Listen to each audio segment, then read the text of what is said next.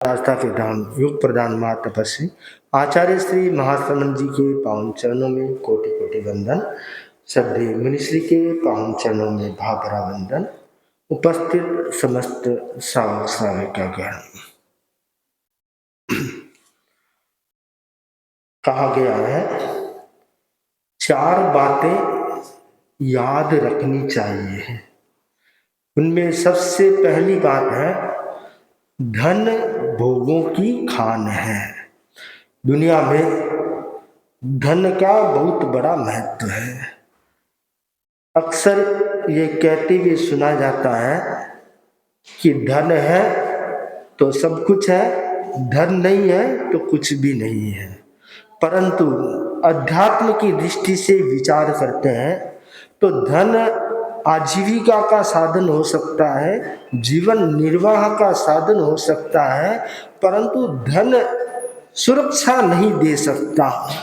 व्यवहारिक सुरक्षा मिल भी सकती है, परंतु जो आत्मा की सुरक्षा है, आध्यात्मिक सुरक्षा है, वह धन से प्राप्त नहीं होती है।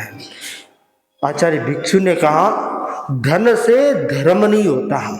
जब लोग कहने लगे कि धन से भी धर्म होता है तो आचार्य भिक्षु ने कहा कि आत्म शुद्धि करने वाला जो धर्म है वह धन से निष्पन्न नहीं होता।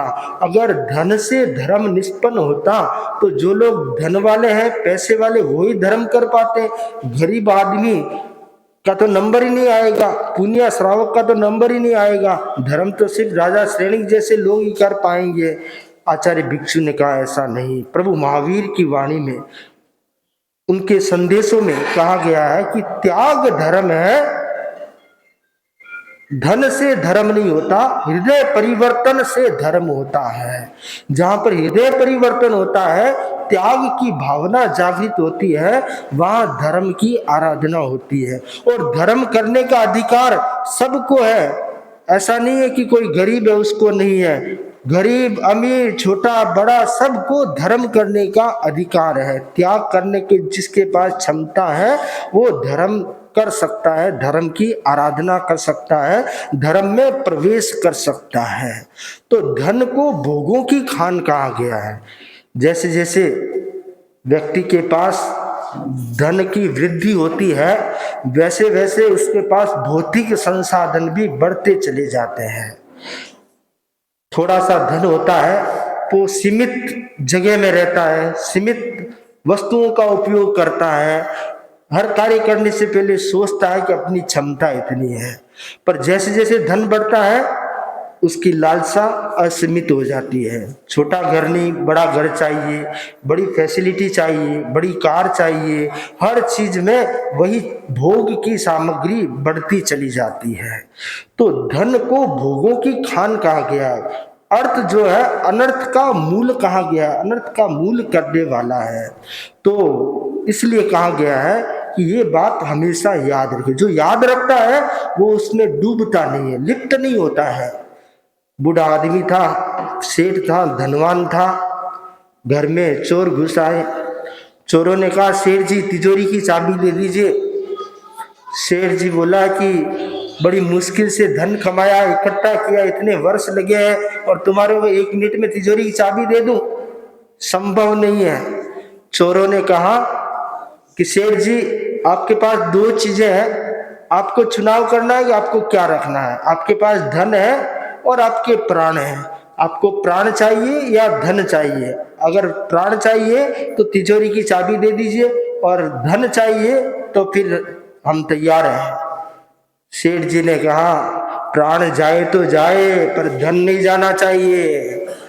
अब आप सोचिए, प्राण चले जाएंगे पीछे धन कौन खाएगा? धन तिजोरी में भरा रह जाएगा, चोर लूट कर ले जाएंगे, दूसरे लोग खाएंगे। परंतु प्राण चले जाए तो प्राणों को बचाने के लिए धन का कार्य किया जाता है, धन अर्जन किया जाता है, ये प्राण जीवित रहे। परंतु जब व्यक्ति धन के मुंह में फंस जाता है तब उसे प्राण से भी प्यारा धन हो जाता है और वह धन उसके लिए नरक का कारण बनता है। मम्मन सेठ की कहानी ऐतिहासिक कहानी है।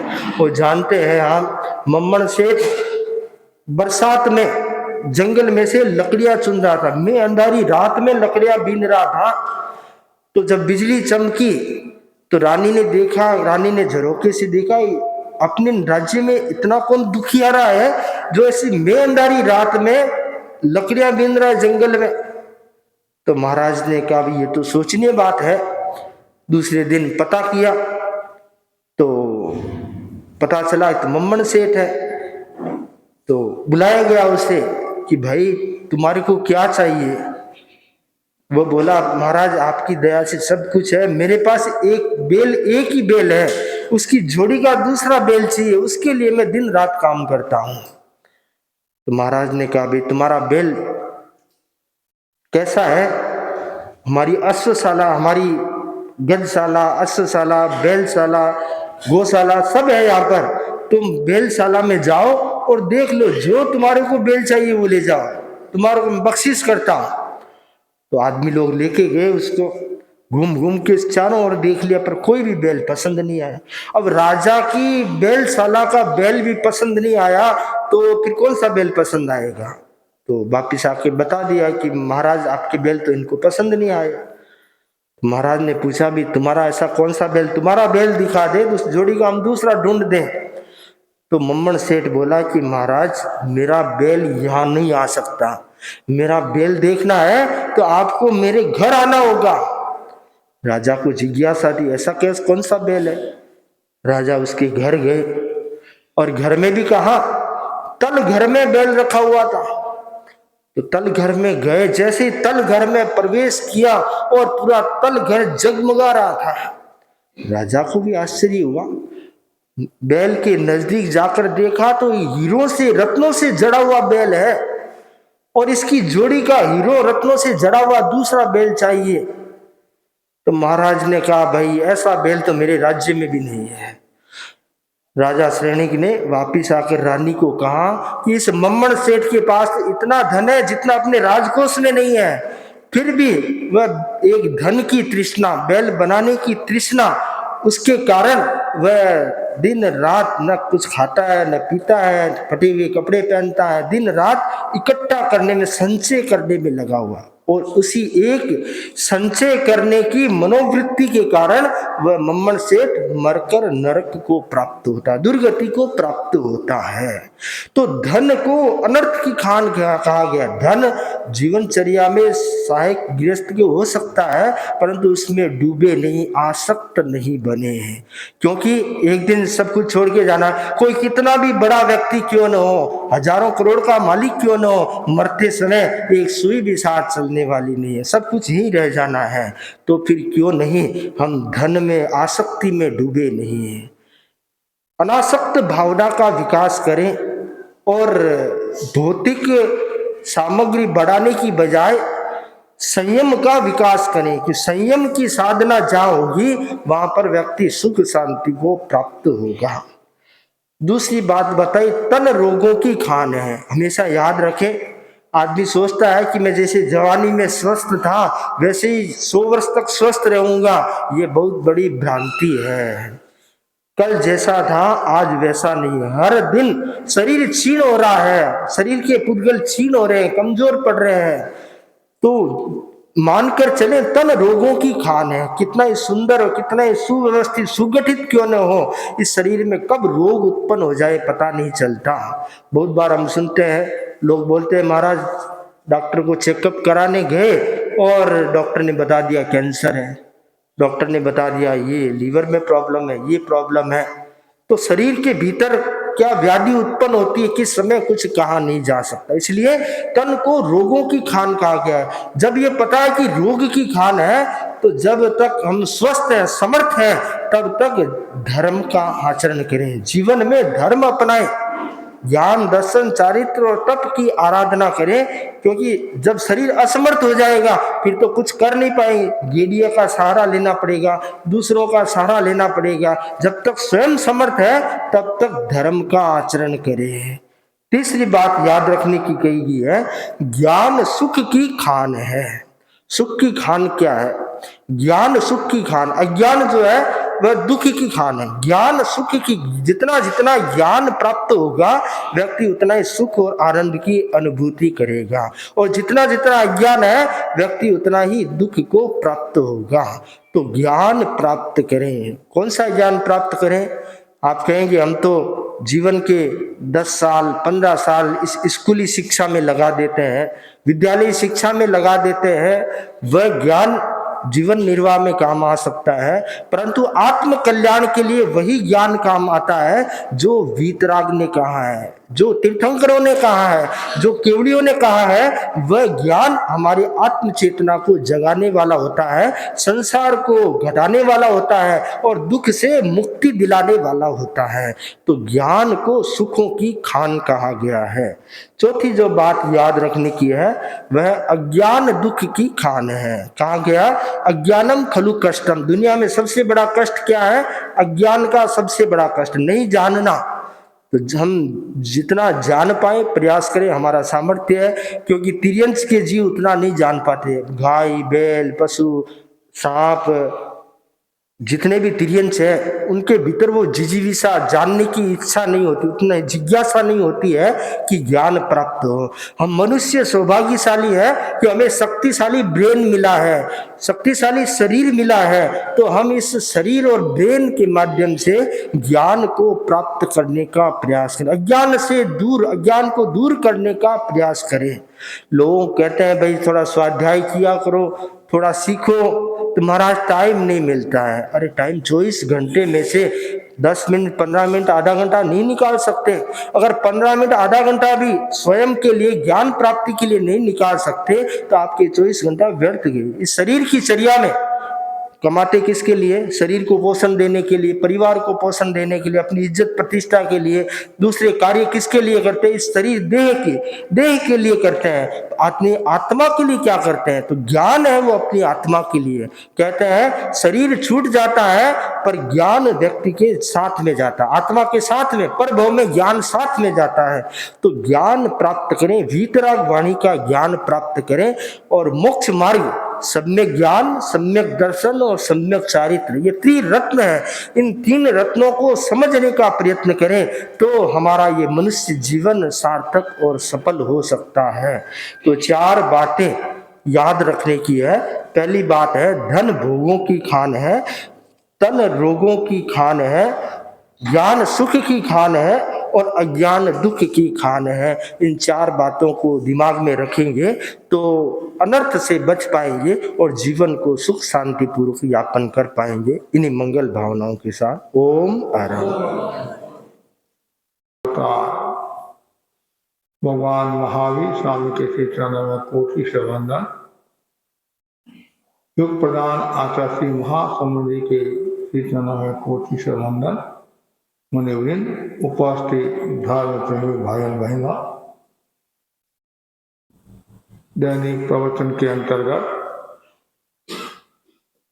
आज का विषय है 4 प्रश्न 4 उत्तर। दार्शनिक से एक युवक ने 4 प्रश्न पूछे, बताओ दुनिया में सबसे बड़ी चीज क्या है? दूसरा प्रश्न, दुनिया में सबसे सरल काम क्या है? तीसरा प्रश्न, दुनिया में सबसे कठिन काम क्या है? चौथा प्रश्न, सबसे ज्यादा गतिशील कौन है? 4 प्रश्न और उत्तर बताए गए। दुनिया में सबसे बड़ी चीज है आकाश। आकाश से बढ़कर दुनिया में कोई बड़ी चीज नहीं है। आकाश व्यापक है। उसी प्रकार हमारा चिंतन भी व्यापक होना चाहिए।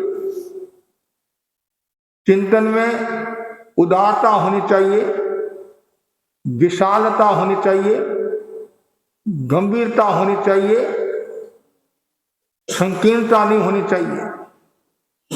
जहां विचारों में संकीर्णता होती है वहां घर परिवार समाज बिखर जाता है, घर परिवार समाज का विकास रुक जाता है।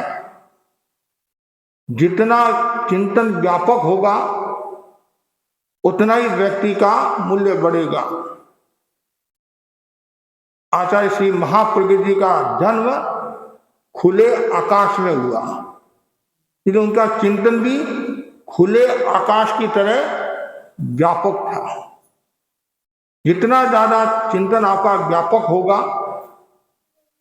उतने ही लोग आपसे जुड़ेंगे, संबंध मधुर बनेंगे।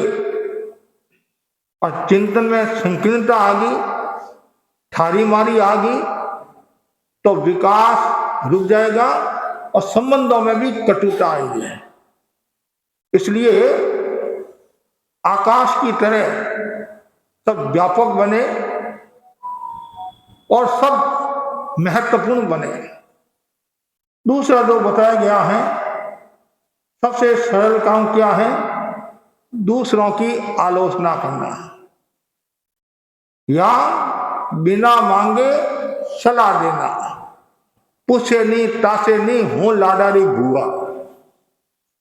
दुनिया में दूसरों की आलोचना करने वाले बहुत मिल जाएंगे, दूसरों की निंदा करने वाले बहुत मिल जाएंगे।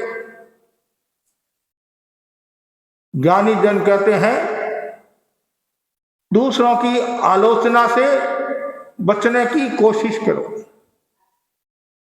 जो व्यक्ति दूसरों की आलोचना करता है पाप कर्म का बंधन होता है, और कभी कभी यदि तीव्र आलोचना करता है या उसमें डूब जाता है तो कभी कभी महामौन कर्म का भी बंधन हो सकता है। और जो जितना ज्यादा आलोचना में डूबा हुआ रहेगा उसका दृष्टिकोण भी नेगेटिव होगा, पॉजिटिव नहीं होगा। कुछ लोग कहते हैं महाराज इनकी आदत ही है आलोचना करना, गलतियां बताना। एक यदि सुधार की दृष्टि से आप गलती बताते हैं वो रूप दूसरा होता है। समीक्षात्मक तरीके से कोई बात बताते हैं, सुझाव की भाषा में कोई बात बताते वो अलग है, और एक आलोचना की दृष्टि से बताते हैं कि तुमने ये गलत काम किया, ऐसा किया, वो किया, ये किया। अब मनुष्य है, गलती का पुतला है, गलती होना स्वाभाविक है। और यदि कोई व्यक्ति उसकी बार बार आलोचना करता रहता है तो वो प्रगति कैसे करेगा? ऐसे तो कहा गया है जो जितना ज्यादा करे विरोध हम समझे उसे विनोद गुरुदेव फरमाते थे। और जितनी ज्यादा आलोचना होगी उतना ही व्यक्ति ही परिपक्व होगा, ऐसा भी कहा जाता है। वो चमकेगा। लेकिन हम आलोचना करके क्यों कर्मों का वर्णन करें? आलोचना से व्यक्ति रसातल की ओर जाता है, नरक की ओर जाता है, तिरस गति की ओर जाता है, और कभी भी वह अपने आभा मंडल को पवित्र और निर्मल नहीं बना सकता है। इसलिए आलोचना से दूर हो। बिना कारण आलोचना करना, बिना मांगे सलाह देना, यदि आपको कोई पूछे तो ही सलाह देनी चाहिए, बीच में नहीं बोलना चाहिए। अब दो व्यक्ति बात करे हैं और तीसरा व्यक्ति कूद पड़ा कि मैं तुम्हारे को सलाह दे रहा हूं, और तुम्हारे को किसने कहा सलाह देने के लिए? आजकल सलाह देने वाले बहुत है। एक देश दूसरे देश को भी सलाह देता है, एक व्यक्ति दूसरे व्यक्ति को भी सलाह देता है।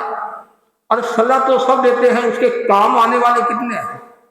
एक व्यक्ति को बुखार आ गया तो किसी ने कहा तू ये दवाई ले ले, किसी ने कहा तू ये दवाई ले ले, किसी ने कहा आयुर्वेदिक दवाई ले ले, किसी ने कहा होम्योपैथिक दवाई ले ले। खाली कहते ये लाकर कौन देता है? सलाह सब सलाह, ये कर लो, वो कर लो, ये भोजन बना दो, ऐसा कर लो, ये कर लो, वो कर लो। सलाह अच्छी भी होती है, ऐसी बात नहीं है, अच्छी सलाह भी होती है। लेकिन यदि आपसे कोई पूछे तो ही सलाह देनी चाहिए। अनावश्यक इन सब बातों से बचना चाहिए। तीसरा जो सूत्र बताया गया है, सबसे कठिन काम क्या है? अपनी पहचान करना, अपने आप को देखना, अपना निरीक्षण करना। हम दूसरों का तो निरीक्षण बहुत करते हैं, ये भाई ऐसा है, ये भाई ऐसी है, इसके ये समस्या है, इसके ये समस्या है, ये गरीब है, ये अमीर है, न जाने कितनी बातें बताते रहते हैं। लेकिन कभी आपके मन में आता है कि मैं कौन हूं? खुद की पहचान बहुत कठिन है। खुद का निरीक्षण, जिस दिन हमने खुद का निरीक्षण करना शुरू कर दिया तो समझना चाहिए कभी कभी उसी भव में भी आप आत्मा का उत्कर्ष कर सकते हैं, आत्मा का कल्याण कर सकते हैं। निरीक्षण जरूरी है। बार बार मैं कौन हूं, कहां से आया और मुझे कहां जाना है। मुझे मेरी गलतियों को देखना है, मेरे अवगुणों को देखना है, मेरे दोषों को देखना है। मैं दूसरों के बारे में जो बोलता हूं आवश्यकता नहीं है, तू कैसा है उस पर तुम्हारे को चिंतन करना। बार बार कहते हैं वो ऐसी है, वो ऐसी है, वो ऐसी है, अंगुली से ऐसे इशारा भी करते हैं, वो ऐसी है, और तू कैसी है? इधर तो एक अंगुली, इधर 3 अंगुली आती है, अंगूठा और कर दो ऐसे। तो दूसरों को देखने की बजाय, दूसरों के दोषों को देखने की बजाय अपने आप को देखो। 10वें काली सूत्र में कितना सुंदर कहा है, जो पुब्ब रत्ता वर रत्त काले संपिक्षई अपगमपेणं। परीक्षा ध्यान का भी ये सूत्र है। पूरे रात्रि और अपरात्रि में आत्मचिंतन करना चाहिए। मैंने क्या किया, क्या नहीं किया, मैं कर सकता हूं, लेकिन परमात्मा के वशीभूत होकर नहीं कर रहा हूं। सबके पास में समय है, 24 घंटे सबके पास में है। साधु के पास भी है 24 घंटे और श्रावक के पास भी 24 घंटे हैं। 25 घंटे होने वाले नहीं, और 25 घंटे हो गए तो दुखी हो जाओगे। 24 घंटों का भी मैनेजमेंट भारी पड़ रहा है। तो अब आपके पास में 24 घंटा है, उसका सदुपयोग करना, टाइम मैनेजमेंट, और एक एक क्षण का मूल्य समझो कि मैं ये प्रवृत्ति कर सकता हूँ, समय कर सकता हूँ, मारा फेर सकता हूँ, अपने आप का निरीक्षण कर सकता हूँ, लेकिन परमात्मा के वशीभूत होकर नहीं कर रहा हूँ। आपकी सहेली मिल जाती है तो एक एक घंटा बात करते ही नहीं करते हैं। कोई राजलेश्वर का आ गया, कोई सुजानगढ़ का आ गया, और आपका गली का आ गया। अरे गली का कुत्ता भी आ गया तो भी कितना गर्व होता है, मेरी गली का डॉग सिंह आया है, तो उसके ऊपर हाथ फेरेंगे, परिचित है तो पानी पिलाएंगे या और कुछ सीरा खिलाएंगे।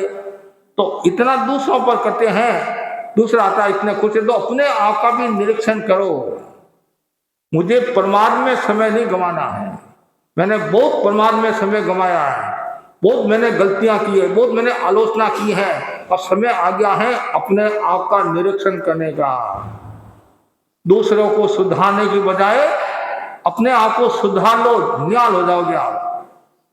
गुरुदेव तुलसी ने लिखा नहीं, सुधरे व्यक्ति समाज व्यक्ति से घाट स्वयं सुधरेगा। तुलसी गनान सारे जग में बसरेगा। मानवीय आचार संहिता अर्पित तन मन हो, संयममय जीवन हो, संयममय जीवन। कितना संयममय जीवन हो। सुधरे व्यक्ति समाज व्यक्ति से राष्ट्र स्वयं सुधरेगा। दूसरों को सुधारने के बजाय अपने आप को सुधार दो तो सब सुधर जाएगा, सब सुधर जाएगा। बूंद की पवित्रता समुद्र की पवित्रता। बूंद यदि पवित्र तो समुद्र पवित्र हो जाएगा। व्यक्ति यदि पवित्र है तो समाज स्वतः पवित्र हो जाएगा। इसलिए पहले खुद को सुधारो। घर में 10 सदस्य है, उनको सुधारने की बजाय अपने आप को सुधार लो तो पूरा घर ही सुधर जाएगा, पूरा घर भी सुधर जाएगा। लेकिन हम दूसरों को सुधारने की कोशिश कर, तुम जल्दी उठती नहीं है, रसोई नहीं बनाती है, पढ़ाई नहीं करती है, ये नहीं करती है, ऐसा नहीं करती है। एक बार पिता बैठा था और उसके हाथ में मार्क लिस्ट आ गई, नंबर की मार्क लिस्ट आ गई। उसमें लिखा हुआ था 30 number, 20 number, 30 number, 40 number, 45 number. जैसे ही देखा उसको आया गुस्सा और बेटे को बोला, नालायक कहीं का, लाखों रुपया तुम खर्च करता है और इतने नंबर आए तुम्हारे। लड़का भी हक्का बक्का दे के रह गया। आज दिन तक तो मेरे नंबर ऐसे आए नहीं, मेरे तो हमेशा 90, 95, 98, 97 आते हैं। लड़का भी होशियार था। पिताजी एक बार मेरे को लिस्ट देना, ये मार्क लिस्ट। देखा, पिताजी ये मेरी नहीं आपकी है, मेरी नहीं आपकी है। हम दूसरों की गलतियां निकालते हैं, अरे उससे पहले खुद पढ़ो किसकी है। कभी कभी होता है आवेश में आकर, अहंकार में आकर और घोषणा कर लेते हैं, स्टेटमेंट दे देते हैं, तो कभी नुकसान हो जाता है। तो इसलिए दूसरे घर में आग लगी उसकी जिंदा मतलब तुम्हारे घर में जो आग लगी पर उस आग को बुझाओ। तुम जो क्रोध मान माया लोभ है उसको समाप्त करो, अपना निरीक्षण करो। और जिस दिन आप अपना निरीक्षण करने लगे बेड़ा पार है। तो ये आवश्यकता है निरीक्षण करने की। बार बार बार बार निरीक्षण करते जाओ, करते जाओ। कभी न कभी वह दिन आएगा, ज्ञान हो जाओ। इसलिए वो जरूरी है अपनी पहचान। अपनी पहचान करना कठिन है। ऐसे तो आप अपनी पहचान बताते नहीं कि महाराज आप मेरे को जानते हो, मैं अमुक की दोईती हूँ। क्या वो नाना जी को लोग जानते हैं? महाराज मैं अमुक की पोती हूँ, मगी बाई की पोती हूँ। कि मगी बाई को सेवा करते हैं इसलिए उनको आप जानते होंगे। या और किसी का नाम बताते हैं। ज्ञानी जन कहते अच्छी बात है, दूसरों के द्वारा अपना परिचय कराते हैं। खुद का परिचय खुद के द्वारा कराओ। खुद का परिचय खुद के द्वारा कराओ, तब मजा आएगा। जब हम वहां महाराष्ट्र में थे, उल्लासनगर में, तो एक एमएलए से मिलने के लिए गए। एमएलए से तो उसका एमएलए तो नहीं मिला कोई काम से कि फिर बाद में दर्शन करेगा आपका। तो भाई, उनका भाई मिला तो परिचय कराया। तो पप्पू कॉलोनी का नाम, उसका नाम पप्पू था, तो एमएलए था। ऐसे करते करते महाराज मेरी खुद की पहचान है, मैं उसकी पहचान से नहीं जानता हूँ, मेरी खुद की पहचान है। कभी आप कहते नहीं ये मेरा बड़ा भाई है, ये ऐसा है, मेरा खुद का वर्चस्व है, खुद की पहचान है। खुद की पहचान कब होगी? तो जब आप सत कार्यों करोगे तब खुद की पहचान होगी। बुरे कार्यों से खुद की पहचान नहीं होती है।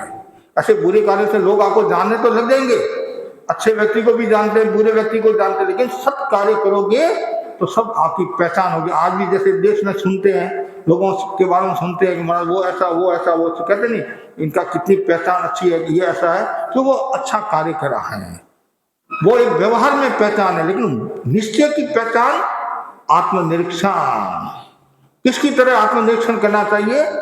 मृगावती की तरह, चंदन बाला की तरह। मृगावती की तरह, चंदन बाला की तरह। कितना सुंदर है।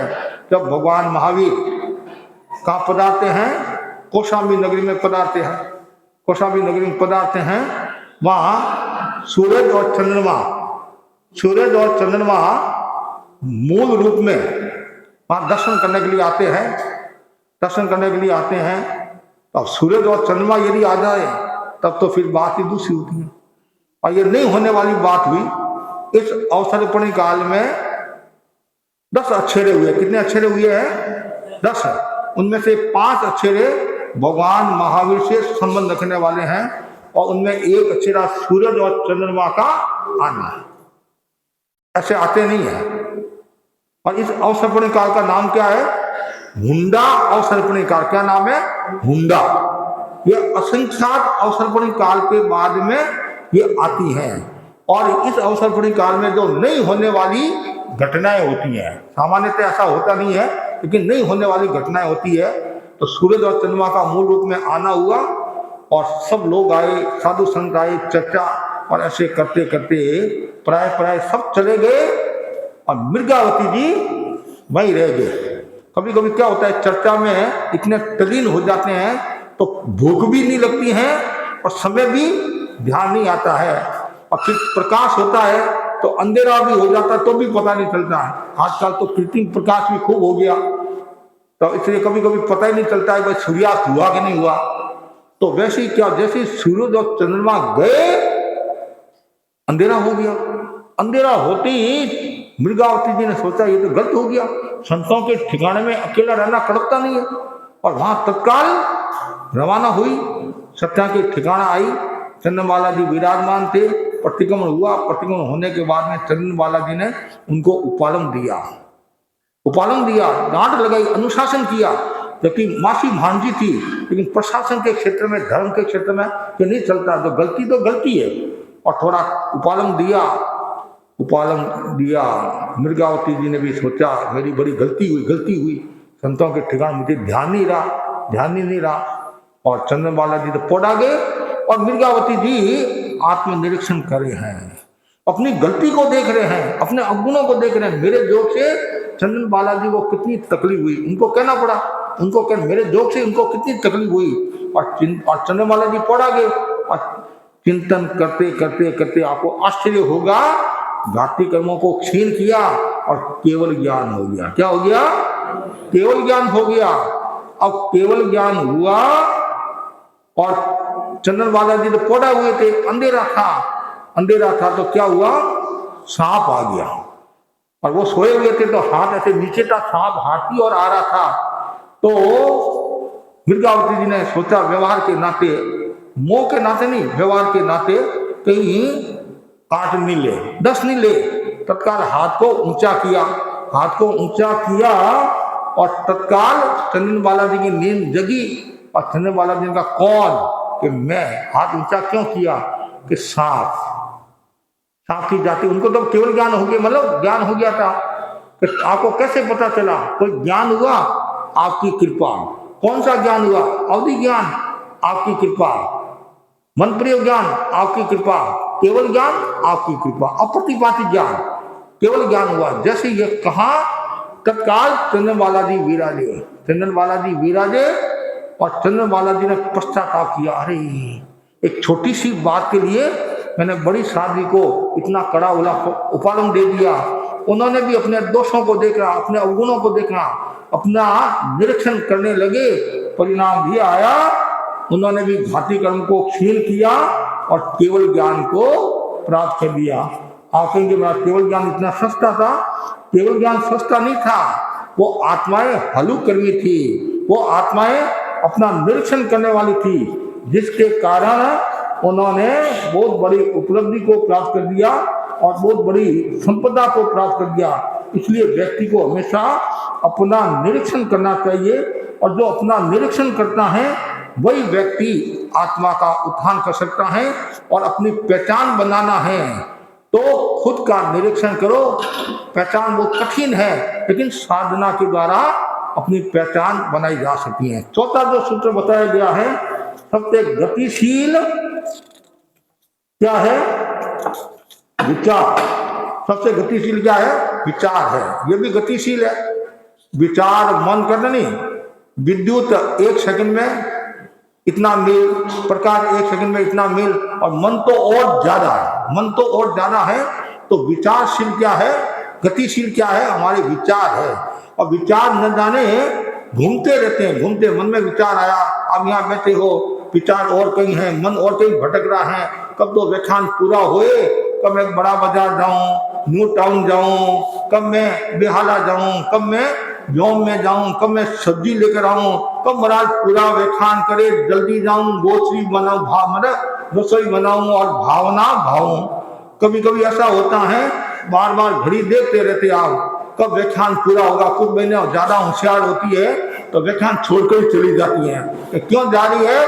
कि आज हमारे गोश्री कराना है। लेकिन आपके ध्यान में रखने की बात है, गोश्री के लिए ऐसे जल्दी नहीं जाना, समझे नहीं? मतलब आपके जब भोजन बने, नियम के अनुसार आपके जब भोजन बने और उसमें आप भावना हो। ऐसा नहीं भाई रोजाना तो आप 12 बजे भोजन बनाते हो, आज गोश्री है तो आपने 10 बजे भोजन बना दिया, 11 बजे भोजन बना दिया। आप अपनी सुविधा के लिए बनाते तो वो अलग बात है, लेकिन जब भोजन बनाए उसमें महाराज को याद मत करो। भोजन बनाने के बाद जब आप भोजन करते हो उसमें महाराज को याद करो, महाराज पधारे, मैं बारवा व्रत निभ जाऊं। ये विवेक की बात है, विवेक की बात है। इसलिए ये गतिशील है, ये हमारा विचार है, और विचार को भी हमें क्या करना है, कंट्रोल में करना है। विचार भी कंट्रोल होगा तब आदमी आगे बढ़ेगा। विचारों का प्रभाव सकारात्मक भी होता है और नकारात्मक भी होता है। सकारात्मक जो विचार है वो सदगति की ओर ले जाते हैं, और नकारात्मक जो विचार है वो दुर्गति की ओर ले जाते हैं। अब आपको खुद को निर्णय करना है कि मुझे कौन सा विचार चाहिए। सबसे ज्यादा गतिशील कौन है? आदमी का विचार है। क्यों? एक इंद्रिय के पास तो विचार है नहीं, दो इंद्रिय के पास विचार नहीं है, तीन इंद्रिय के पास विचार नहीं है, चतुर्ंद्रिय के पास विचार नहीं है, और असली पंचेंद्रिय के पास विचार नहीं है। विचार केवल सन्नी, जो सन्नी होते हैं, जिनके मन होता है, उनकी विचार होगा। नारकी देवता के पास में है मन, लेकिन मनुष्य के पास में जितना विचार है वो हर किसी प्राणी के पास में नहीं है। मनुष्य चाहे तो अपना उत्थान भी कर सकता है, चाहे तो पतन भी कर सकता है। इस दुनिया का सबसे सर्वश्रेष्ठ प्राणी कौन सा है? बढ़िया प्राणी कौन सा है? मनुष्य। और घटिया प्राणी कौन सा है? मनुष्य है। तो दोनों है। इसलिए अब आपको क्या करना है? आदमी का विचार, तो विचारों को पल के बनाए, विचारों को अच्छा बनाए। तो बस मैं इतना ही आपको कहना चाहता हूँ, जितने भी यहाँ भाई बहन बैठे हैं वे सब अपना निरीक्षण करे, अच्छे विचारों का सृजन करे, और अपनी आलोचना मतलब खुद का निरीक्षण करे। ये जो चार बातें पुनः याद करो। दुनिया में सबसे बड़ी चीज क्या है?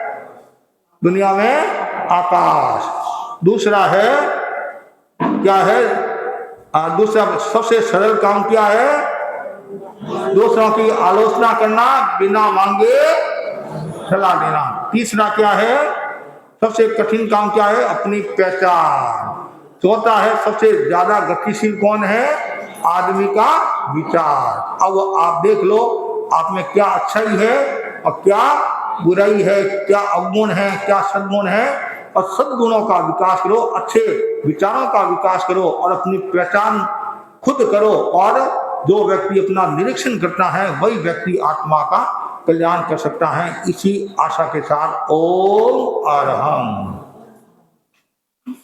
और धर्म ज्ञान का माहौल बना हुआ है। इसी श्रृंखला में बेहला वासियों के लिए गौरव की बात है कि बेहला क्षेत्र में वर्षित तप करने वाली बहन यहाँ पर मौजूद है। आज हमारे बीच में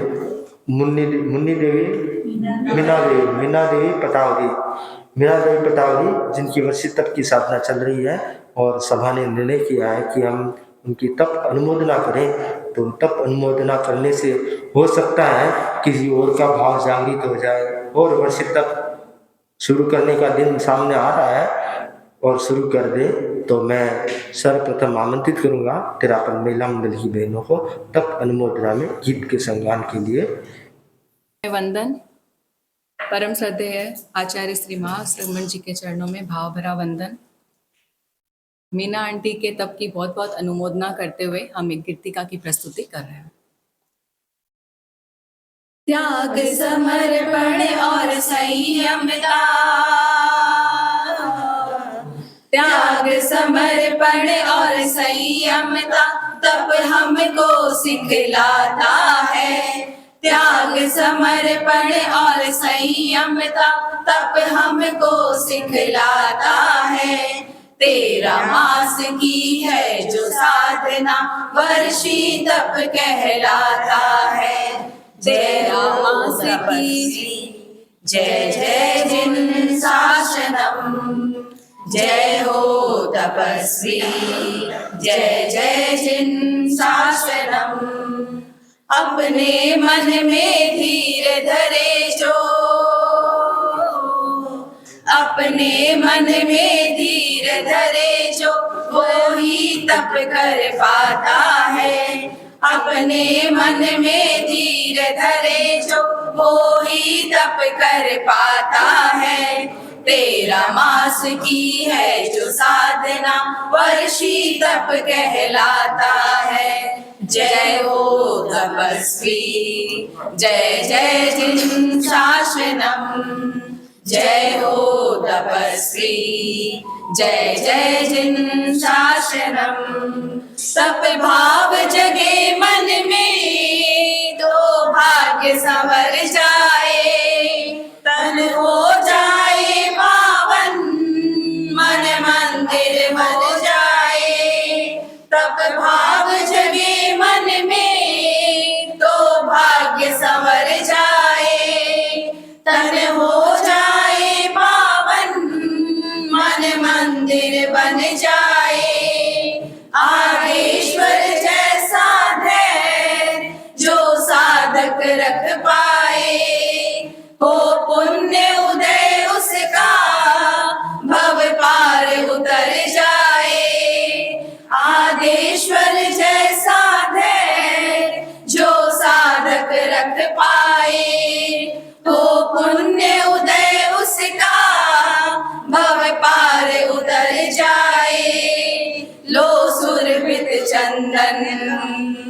लो सुरभित चंदन करो अभिनंदन, तपवीरों की गाथा है।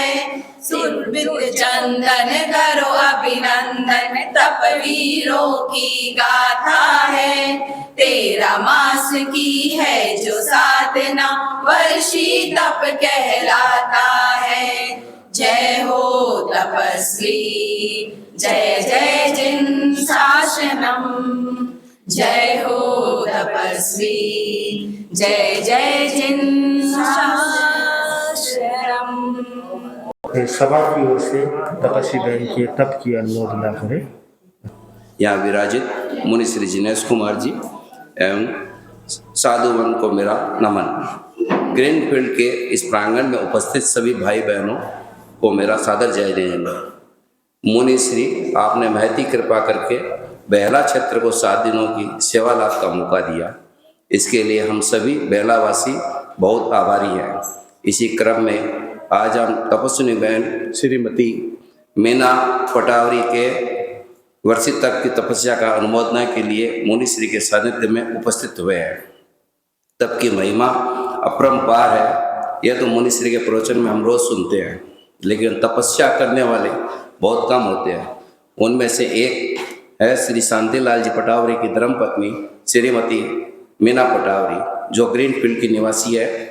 बेहला सभा एवं समस्त समाज आपके तप की अनुमोदना करती है एवं आप इसी तरह धर्म की आराधना करते रहे, ये मंगल कामना करते हैं। मैं निवेदन करता हूँ बेहला सभा के उपाध्यक्ष श्री मनीष जी सुराना को व तपस्विनी बहन को सरदार कर सम्मानित करें। आप सभी का सहयोग निरंतर इसी तरह मिलता रहे। ओम हरम। प्रयास करते हैं। बहुत सारे लोग तो एक संवत्सरी के उपवास के नाम से दिन में तारे देखने लग जाते हैं। तो वर्षी तप करना मतलब 6 महीना उपवास, 6 महीना साधना, यूँ रात्रि का 24 हो तो 9 महीने की साधना हो जाती है। तो इतना विशिष्ट तप, ये वर्षी तप की आराधना जो करते हैं वे अपने आप में भाग्यशाली होते हैं। मीना भाई ने बहुत हिम्मत का परिचय दिया और ये वर्षी तप किया, और जैसा कि बताया कि उन्होंने पूर्व में भी अनेक तपस्याएं की है। और हम मंगल कामना करते हैं कि उनकी तप की भावना ये प्रवर्धमान रहे, तप में बढ़ते रहे। और चतुर्मास सामने आ रहा है। आचार्य भिक्षु का 300वां जन्म वर्ष प्रारंभ होने जा रहा है आषाढ़ शुक्ला त्रयोदशी से। तो मैं मीनाबाई से भी आह्वान करूंगा कि आचार्य भिक्षु के चरणों में अपनी भावांजलि तप के द्वारा प्रस्तुत करें। और ग्रीनफील्ड एरिया की बहनों से भी कहना चाहूँगा कि सारा दायित्व तो मीनाबाई। आराध्य के चरणों में कोटि से वंदन। वर्षी तप की साधना करने वाली भाई मीनाबाई पटावरी, भाई और बहनों, भगवान महावीर की वाणी है, नारायण जाने भावे दंशने में शब्दे चारित्य निगिन्नानी कवेल परिशुद्धि। आत्म साधना के 4 मार्ग बताए गए हैं। सम्यक ज्ञान, सम्यक दर्शन, सम्यक चारित्र, सम्यक तप। जीव ज्ञान से पदार्थों को जानता है, दर्शन से श्रद्धा करता है, चारित्र से निग्रह करता है, तप से परिशुद्ध होता है। भारतीय संस्कृति में त्याग का बहुत बड़ा मूल्य बताया गया है, तप का बहुत बड़ा मूल्य बताया गया है। ना त्याग से भी, ना सत्ता से भी अधिक त्याग को मूल्य दिया गया है। जो सम्राट है, चक्रवर्ती है, वासुदेव है, वे भी त्यागी संतों को नमस्कार करते हैं। राष्ट्रपति है, प्रधानमंत्री है, जब भी संत मिलते हैं तो हाथ जोड़ते। क्यों? त्याग का प्रभाव है। ज्ञान में विवाद हो सकता है, वस्तु में मिलावट हो सकती है, न तप में न विवाद है न मिलावट है। जिसका मनोबल मजबूत होता है, धीप्ति बल मजबूत होता है, जिसका संहनन मजबूत होता है, घर का वातावरण अनुकूल होता है, वही व्यक्ति तपस्या कर सकता है। तपस्या करने से समस्या मिटती है, तपस्या करने से काया कुंदन होती है, तपस्या करने से अपूर्व निर्जरा होती है, और तपस्या करने से व्यक्ति शिवत्व की ओर वीतरागता की ओर प्रस्थान करता है। तप में कोई प्रकार का आडंबर नहीं होना चाहिए, प्रदर्शन नहीं होना चाहिए, दिखावा नहीं होना चाहिए, केवल तपस्या निर्जरा के लिए करनी चाहिए और आत्मा की पवित्रता के लिए तपस्या करनी चाहिए। जिन शासन में तपस्या का बहुत बड़ा मूल्य है। मोक्ष के जो 4 मार्ग बताए, अंतिम जो मार्ग है वह है तप। तप का मतलब है तत्काल पवित्रता देना, तप। और इच्छा निरोधक तप है, जो इच्छा का निरोध करता है वह है तप है। इच्छा का निरोध करना बहुत कठिन काम है। आपके मन में आया आज मैं उपवास करूंगा, इतने में शाम ने आपको जलेबी नजर आ गई, गुलाब जामुन नजर आ गया, रसगुल्ला नजर आ गया, आज नहीं कल उपवास करूंगा, कल उपवास करूंगा। और कभी कभी ऐसा भी होता है आपने उपवास पचक लिया और फिर कोई फंक्शन में निमंत्रण मिल गया, जाना आपको जरूरी है, और माल देखते हैं तो कभी कभी मन में वो भावना आ जाती है कि आज नहीं उपवास करके कल कर लेती, आज माल खा लेती। तो इच्छा का जो विरोध, भीतर से जो मांग उठती है, उस मांग को अस्वीकार करना तप है। इच्छा का निरोध करना तप है। और शुभ योग को भी तप कहा गया है।